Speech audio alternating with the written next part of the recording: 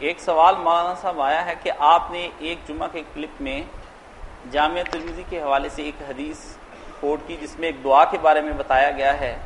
دعا کے الفاظ کچھ یوں ہیں کہ اللہ میں آپ سے سوال کرتا ہوں نیکی کے کاموں کا، برائیوں کے ترک کرنے کا اور مساکین کی محبت کا، اور جب آپ اپنے بندوں کو فتنہ میں ڈالنے کا ارادہ کریں تو مجھے فتنہ میں نہ ڈالیں اور میری جان اسی طرح قبض کر لیں.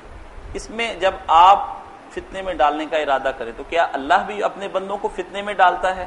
اس کے بارے میں وضاحت درکار ہے.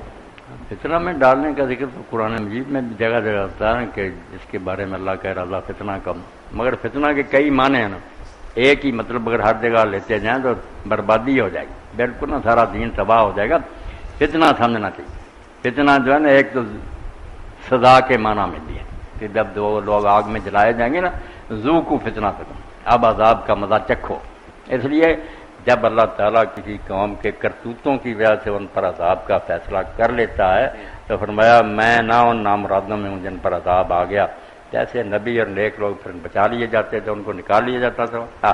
تو تیرا ارادہ جب کسی قوم کے بارے میں ان کی بری کرتوتوں کی وجہ سے ہو جائے کہ اب ان کو تباہ کر دینا عذاب کا، تو مجھے بغیر کسی عذاب میں مبتلا کیے اٹھا لینا. یہاں عذاب کا معنی دینا چاہیے. قرآن پاک میں کئی جگہ نا فتنہ کا معنی عذاب ہی آئے، عذاب اللہ تعالیٰ دینا چاہتا ہے.